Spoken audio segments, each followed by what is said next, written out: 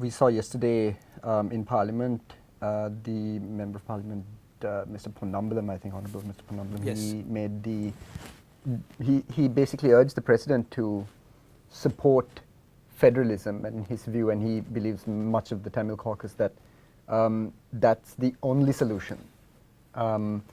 Can you tell us just briefly at least about the idea of federalism and where the line between federalism and the unitary state is? Because it's not because you're looking at devolution of power to the maximum point where you maintain a unitary structure, a constitutional unitary structure, I don't know if that makes sense. Yeah. So then how does federalism impact this? And I mean, from the legal point of view, but also how does the hearts and minds conversation come into it? Absolutely, and that's a great question. Let's start with the real politics, right? Right. I don't think there's any hope, not a snowball's chance in hell, right, as far as hope is concerned, to have a constitution that embraces federalism, right? I think even going beyond the 13th Amendment, I don't see much potential. There's a reason for that.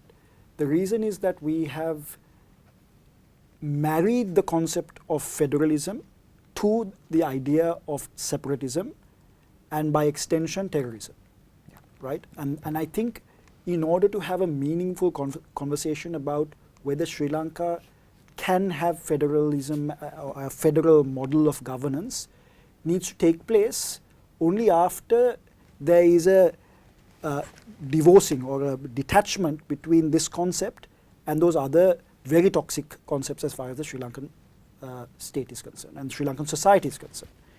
So that takes a long, hard struggle. Because if you look at the roots of federalism, one of the early proponents of federalism was SWRD Bandaranaike, right? Yeah. So the word federalism had no real sort of negative connotation. People were genuinely talking about federalism as a possible option, a possible model for Sri Lanka.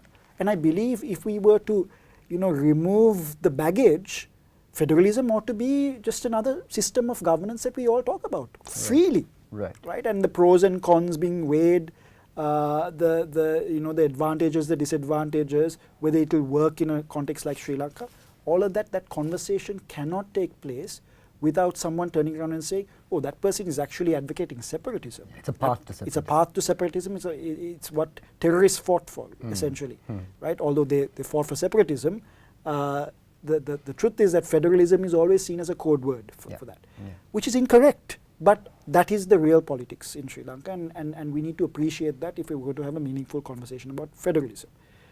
Now, going on to the normative, and I really do think that I am open to be convinced about a federal model in Sri Lanka, and I do suspect that federalism is a means through which people, not only in the north and east, but people in the south, the west, the center, all over the country can actually be closer to power.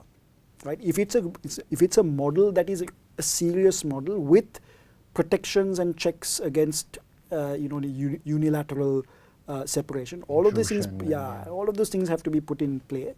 But it can be a model worth discussing at least and trying, because we do have a highly centralized system, and when the central government makes a mistake, the whole country suffers. Well, we might ask the question, would we be in this economic crisis today if we had some level of policy control over, say, agricultural products or subsidizing? Right? Maybe the problem wouldn't be as exacerbated as it is today. These are hypotheticals. So I would welcome a meaningful conversation about, devolution of power to the extent of federalism. But these are, as I said, these are beyond the real politics of today, and these become academic conversations that academics might have. But politicians will shoot that conversation down very fast because A, they don't want to change the system, and B, they have an easy sort of rhetorical tool there because federalism and separatism are so closely aligned or closely tied. I would say proponents of federalism need to start today in destigmatizing the word and sort of demystifying the concept to enable a better conversation about it. But until that happens, I'm afraid that we can't go very far on that conversation. Going even beyond 13th Amendment is, I would say, almost out of the question. In fact, I would say 13th Amendment, the structure of the 13th Amendment itself is in trouble and is under Are threat. there contradictions, do you see? Well, there are problems with the 13th Amendment on all sides. I mean, it's a clumsy system, but it certainly reflects the median point, the equilibrium or the balance on all sides. Okay. And I think the first step is to fully implement the 13th Amendment. That's the first step, because it's a reflection of a commitment to some degree of devolution of power. It's also a reflection of our commitment to our neighbor India. Right, so I think full implementation of the 13th Amendment is non-negotiable. Beyond that is a question of the politics and whether people are willing to do the really hard work of changing, as you said, hearts and minds.